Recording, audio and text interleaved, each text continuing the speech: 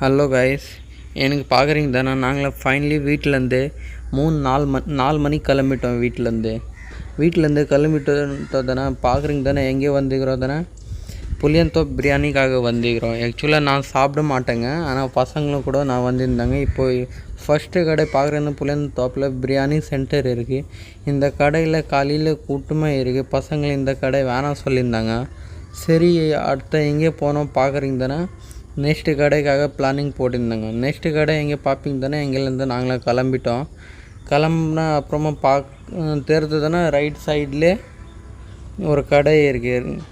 இந்த கடை உள்ளே போய்ட்டு பார்க்குறது தானே, காலையில் இந்த கடையில் கூட கூட்டமாக இருக்குது. இங்கே பார்ப்பீங்க தானே, பிரியாணி தான் ஃபேமஸ். என்னென்ன பிரியாணி தானே, chicken biryani, beef biryani, mutton biryani, எல்லா டைப் ஆஃப் பிரியாணி இருப்பேன். ஆனால் இங்கே சாப்பிட்றதுக்கு மட்டும் தான் காலையில் பசங்களும் வருவாங்க.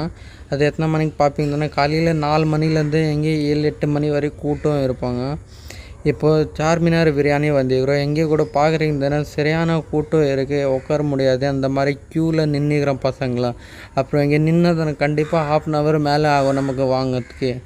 அதனால் நாங்களும் பிளானிங் போட்டுட்டு சரி வேறு ஏதாச்சும் கடை இருக்க பார்க்கலாம், வேறு ஏதாச்சும் கடைக்காக நாங்களாம் கிளம்பிட்டோம். இங்கேருந்து அடுத்த கடை பார்க்குறீங்க தானே, அங்கேருந்து வெளியே வந்துட்டு பக்கத்துலேயே பார்ப்பீங்க தானே ஒரு கடை இருக்குது. அந்த கடை பேர் இருந்தது கேஜிஎன் பிரியாணி இருக்குது. இங்கே வந்தால் அப்புறம் பார்த்தா தானே எங்கே கூட்டம் கம்மி இருக்குது, ஆளுகள்லாம் கூட கம்மியாக இருக்குது. ஆனால் உள்ளே உட்காந்துட்டு சாப்பிட்றாங்க, ஆளுகள்லாம் நல்லா தான் இருந்தாங்க.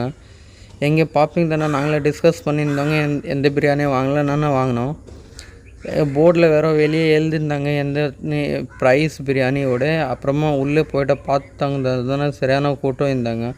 அந்த கூட்டத்தில் போயிட்டு நாங்களே க்யூவில் டோக்கன் வாங்கிட்டோம். டோக்கன் வாங்கினா அப்புறமா பார்த்தோன்னா உள்ளே கூட்டம் இருந்தாங்க. அந்த டோக்கன் ஏற்றிட்டு நாங்களே வெளியே வந்துட்டோம்.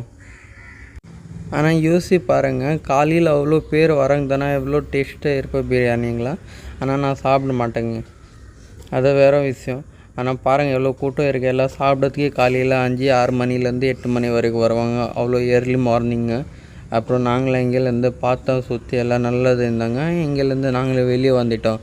வெளியே வந்து அப்புறமா டோக்கன் போய்ட்டு கொடுத்தா அந்த பையாக்கிட்ட ஹிந்திக்கார் தான் அவர்கிட்ட டோக்கன் கொடுத்தா அப்புறமா அவரே நமக்கு பீஃப் பிரியாணி எடுத்துகிட்டு கொடுத்துருந்தாங்க.